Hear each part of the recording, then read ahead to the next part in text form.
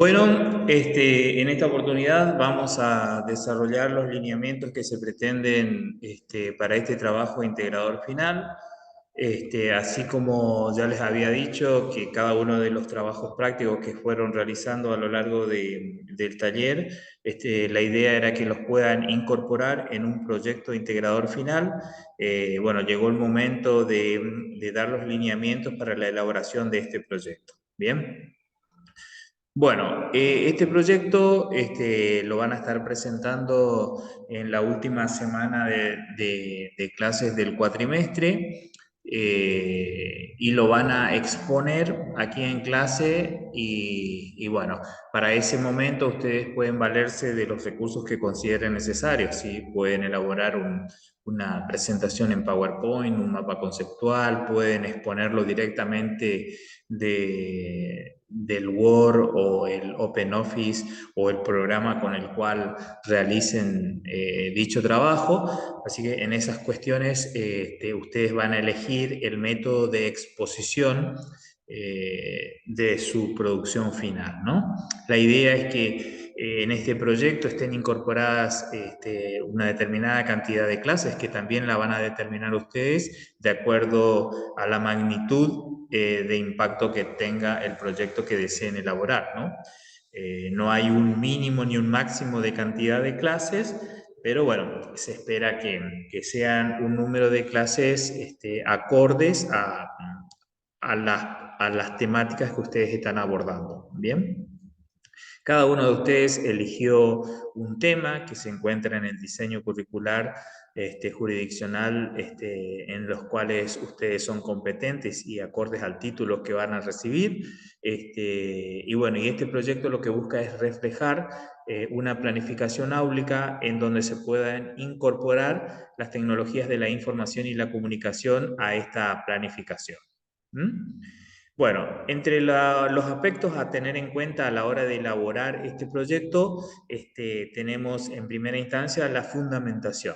Bien, en la fundamentación lo que uno debe realizar es argumentar, ¿sí?, la importancia de la enseñanza de la temática que yo elegí, ¿no? ¿Por qué es importante que los estudiantes de la educación secundaria conozcan, diferencien las particularidades del tema que yo elegí para este proyecto, ¿no? Entonces aquí es donde yo voy a hacer apreciaciones personales de lo que yo considero como profesor en relación a la importancia de la enseñanza de esa temática, como así también me voy a soportar en la opinión de determinados autores, ¿sí?, que en la lectura a lo largo de los años fui trabajando, que nos hablan de la importancia, ¿no?, de la enseñanza de determinada temática, ¿sí? Aquí ustedes pueden buscar autores que hablen de la temática, también pueden referenciarse en el diseño curricular jurisdiccional. Obviamente que aquí en el diseño hay mucho material para confeccionar la fundamentación, y tengan en cuenta que en este apartado uno puede tomar citas textuales. Es más, es necesario tomar, digamos, argumentación textual de leyes, de reglamentaciones, de disposiciones que avalan la enseñanza de este contenido, ¿no? Y cuando uno toma una cita textual, recuerden que tiene que respetar lo que establecen las normas APA. Si la cita textual no supera las 40 palabras, entonces va a continuación del texto que vengo escribiendo. Escribo el texto, lo voy dando forma y en determinado momento diría algo así como tal como lo expresa el diseño curricular jurisdiccional, abro comillas y ahí viene la cita textual. A continuación de la cita textual, cierro comillas, tres puntitos suspensivos y entre paréntesis, si es del diseño curricular jurisdiccional, voy a poner DSJ, punto y coma, 2012 o el año en el que se escribió el diseño con el que ustedes están trabajando, ¿sí? Que es el diseño curricular, jurisdiccional de la educación secundaria, de la educación primaria, de la educación que corresponda en relación a la competencia que cada uno de ustedes tiene, ¿no? Entonces, eso entre paréntesis, esa es la manera de tomar una cita textual. Recuerden que si lo que yo tomo supera las 40 palabras, en ese caso lo tengo que colocar debajo de lo que vengo escribiendo. Por ejemplo, puedo decir algo así como tal como lo expresa el diseño curricular jurisdiccional en su artículo tanto o en sus lineamientos de tal manera, dos puntos, y debajo, en el renglón de abajo, con un tab, ¿sí? Es decir, con una sangría más pronunciada que la del texto original, de aproximadamente 1 centímetro, tanto del comienzo como del final, va como centrado esta porción de texto que yo tomo como cita textual. Recuerden que esto se hace cuando lo que yo tomo supera las 40 palabras. En ese caso va con una sangría más pronunciada, tanto al inicio como al final, entre comillas, de igual manera que el ejemplo anterior, y al final se pone entre paréntesis de dónde lo saqué, que si es el diseño curricular jurisdiccional va DSJ, punto y coma, 2012, por ejemplo, o si es una cita textual de la opinión de un autor, en este caso va el apellido del autor, punto y coma, y el año en el cual escribió la obra, ¿sí? Después continúo con la argumentación. Y al final, en la bibliografía, ahí sí tengo que expresar claramente cómo establecen las normas APA para hacer la referencia bibliográfica a esa cita.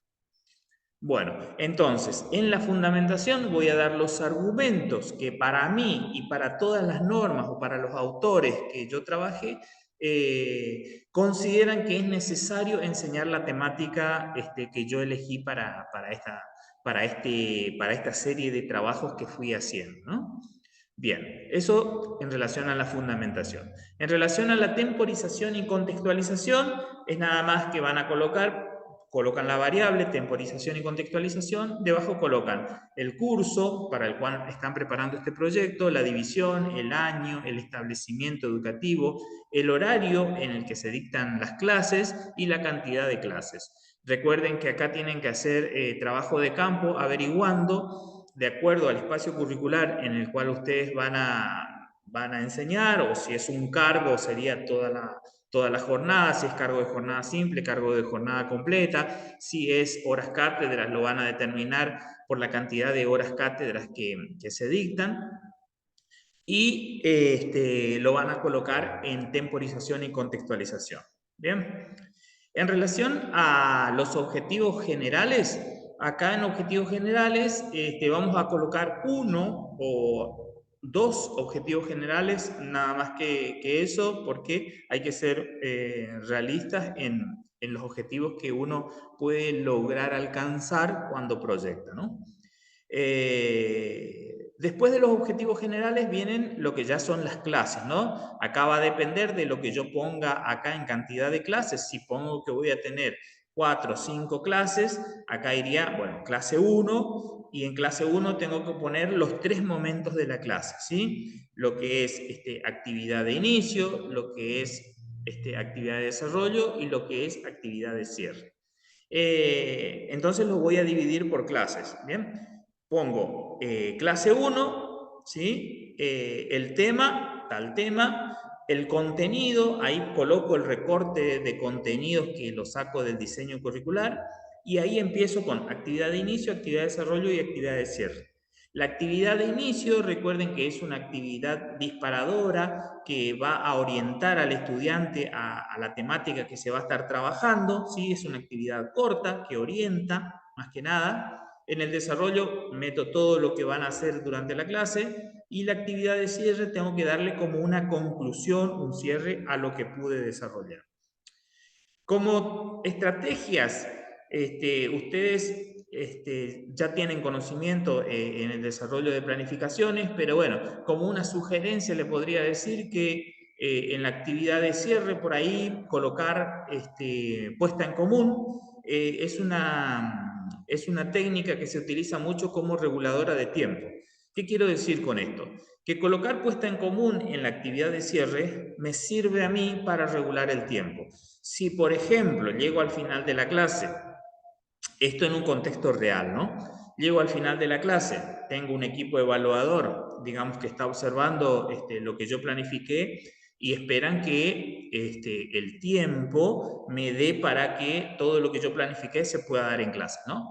Vamos a suponer que llego al final de la clase, solamente me queda la puesta en común y me queda aproximadamente 7 minutos, ¿sí? En ese caso, yo tengo que arrancar con la actividad porque si dejo sin actividad, el curso por ahí se ponen a hacer otra cosa y bueno, se genera toda ahí una situación que por ahí para el docente cuando está practicando hace que nos pongamos nerviosos, más si nos están evaluando. Entonces uno trata de ir dando actividades para que la clase se haga entretenida y para que fluya, digamos, lo que uno quiere, ¿no?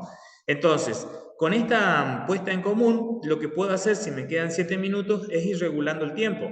Es decir, si tengo 10, 20 estudiantes, comienzo con preguntas, bueno, ¿qué aprendimos hoy? La opinión de un estudiante, que nos cuente qué aprendimos, qué entendió, si le gustó, ¿no? Termina ese estudiante, hago participar a otro, hago participar a otro. Entonces, hago participar más que nada para conocer, digamos, estas apreciaciones que tuvieron los estudiantes, pero también para ir regulando el tiempo y cuando veo que el tiempo se aproxima a los 2, 3 minutos de tocar el timbre, en ese caso hago yo como profesor un cierre, una conclusión de la temática, doy los lineamientos de una clase a futuro y concluyo ahí, ¿sí? Eso hace que el cierre sea correcto, ¿bien? Y que no me quede tiempo al finalizar lo que yo planifiqué. Más que nada para el equipo evaluador, ¿no? Para cuando está evaluando lo que uno planifica. Y en el caso inverso, si vamos a suponer que llego a la actividad de cierre y mi actividad de cierre es puesta en común, ahí la puesta en común obviamente que va a ser más rapidita, ¿no? Entonces hago participar a uno o dos estudiantes, hago un cierre, hablo de lo que voy a dar la siguiente clase, termina la clase y felicitaciones porque cumplí con las actividades y el tiempo me dio justo. Entonces, como actividad de cierre por ahí, muchas veces la puesta en común me ayuda mucho cuando estoy en la práctica real. Bien, entonces cuando coloco la actividad de cierre, termino esa clase, inmediatamente puedo arrancar con la siguiente clase, ¿no? Recuerden que, por ejemplo, en cada clase que ustedes ponen, clase 1, clase 2, clase 3, clase 4, clase 5, en cada clase van a poner los objetivos específicos de esa clase, que recuerden que está en línea con el objetivo general, está en línea con la temática que voy a enseñar. Y está en línea, obviamente, con los criterios e instrumentos de evaluación que voy a planificar.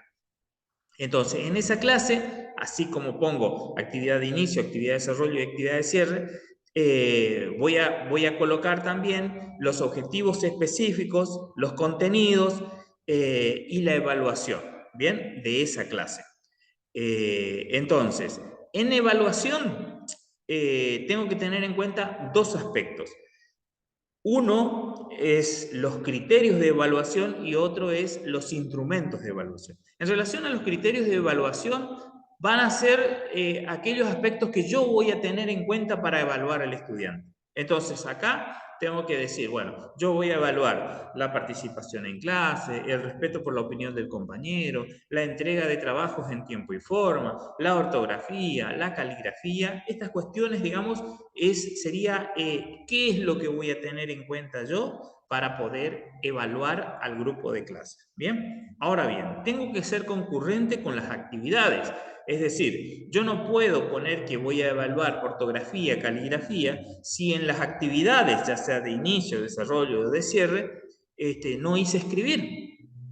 ¿Cómo voy a evaluar estos parámetros de caligrafía y ortografía si yo no tengo actividades que me permitan a mí poder llevar adelante? Estas son las cosas que tienen que tener en cuenta para evitar errores considerables, ¿no?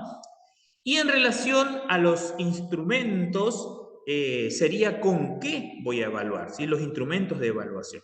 Los instrumentos de evaluación, acá también hay muchos instrumentos. Hoy en día se utilizan mucho lo que son las rúbricas, estas clases de evaluación que por un lado tengo como parámetros objetivos y por otro lado tengo los rangos en el cual se alcanzó o no dicho objetivo, es decir, alcanzó, no alcanzó, se dio medianamente, se completó, no se completó.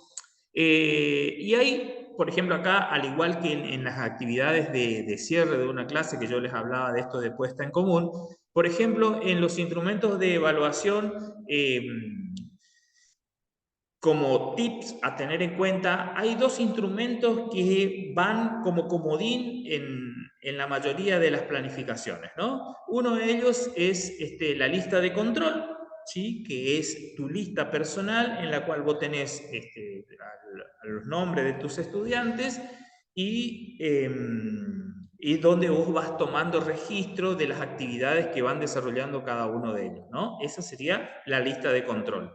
Y la observación directa también es otro instrumento de evaluación que los utilizamos los docentes para poder apreciar cómo se desarrollan las actividades en el ámbito áulico, ¿no?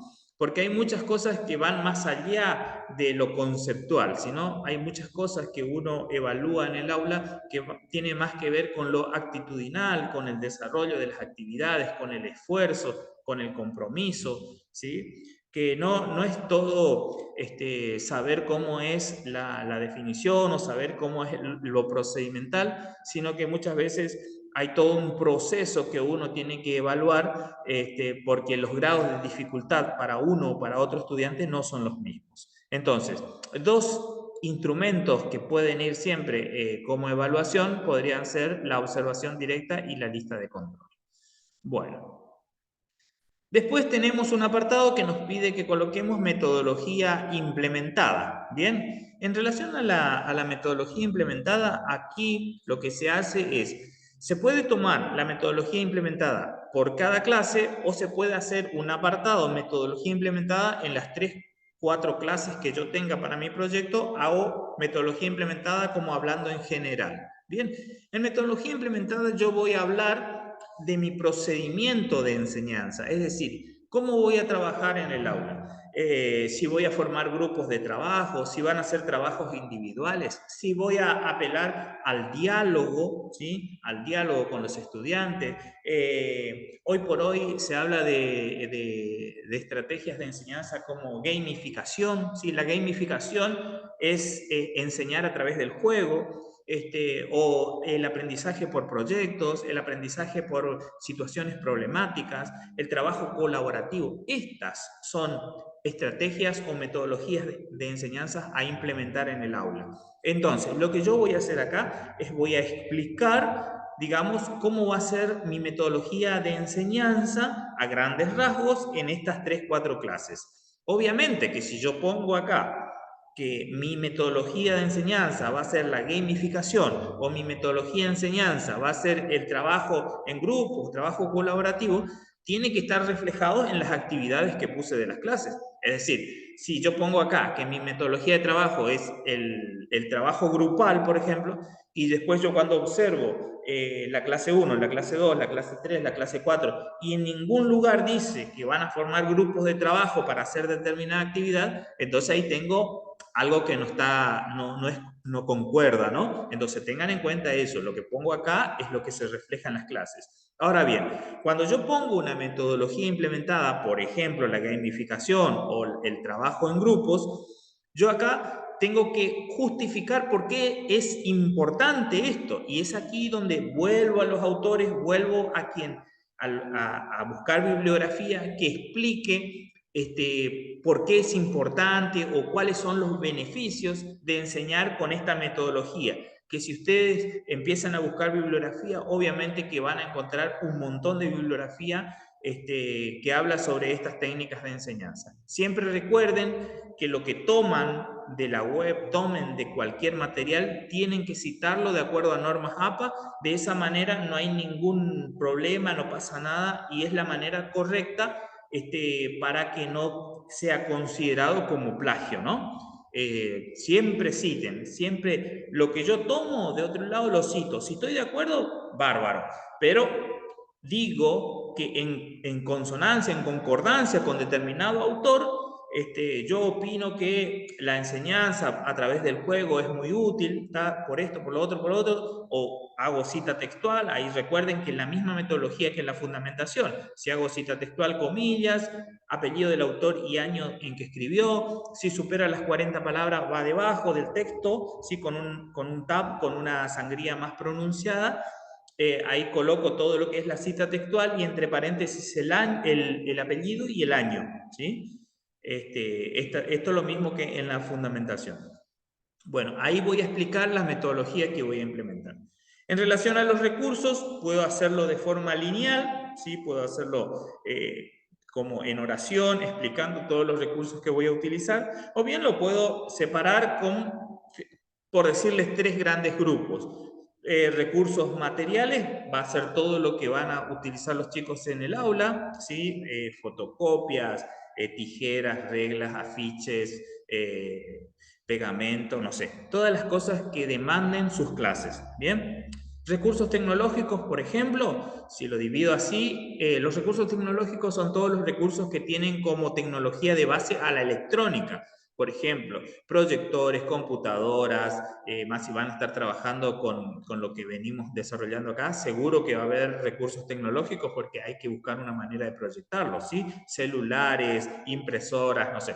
Todo lo que tenga como tecnología de base a la electrónica va a ser recurso tecnológico. Y los recursos humanos es el personal que participa en las clases. Por lo general, los recursos humanos son docente-alumno y nada más, ¿sí? A excepción de que ustedes en la clase digan que va a ir un especialista a hablar del tema, bueno, ahí lo tienen que incorporar, ¿bien? Eso con respecto a los recursos. Y lo último es la bibliografía. Acá les decía, todo lo que yo pongo en la fundamentación y todo lo que pongo en metodología implementada tiene que ir en bibliografía que se utilizó para el desarrollo de este trabajo. También acá voy a colocar la bibliografía que yo utilicé para enseñar. Es decir, yo, si bien los contenidos están descritos, qué es lo que tengo que enseñar en el diseño curricular jurisdiccional, yo eso que tengo que enseñar lo saqué de algún manual, de algún libro, también lo tengo que citar, que sería la bibliografía del docente. Y si a los chicos lo voy a mandar a trabajar con alguna bibliografía en particular, también hago un apartado que diga bibliografía del estudiante y coloco con lo que va a estar trabajando el estudiante. Bueno, a grandes rasgos, esto es lo que se pide en este proyecto, en este trabajo integrador final, que puedan elaborar este proyecto en un documento de Word, me lo van a estar mandando a través del campus. Hay también un foro en el cual pueden manifestar las consultas y digamos es útil para que si otro tiene la misma consulta también puede haber ahí la respuesta que se da a determinada consulta y tal vez es también su consulta y ya puede obtener una respuesta con respecto a eso. Y bueno, en esta oportunidad tenemos un tiempo considerable para poder realizar este trabajo y de todas maneras, bueno, a través del foro o a través de correo o de los otros medios de comunicación que tenemos, vamos a estar en contacto para poder presentar este último trabajito. Ya no nos falta nada, es el último esfuercito, así que bueno, armemos esto, lo vamos presentando si quieren previamente, lo vamos mirando. Y bueno, el último día de clases, cuando exponen esto, obviamente que ya pueden traer su libreta en el caso de que tengan todas las cosas presentadas, los trabajos prácticos presentados, y vamos cerrando el taller. Así que bueno, espero que le sirva esta breve explicación de lo que hay que realizar para este trabajo y sepan que estoy a su disposición para cualquier duda que tengan. Muchas gracias.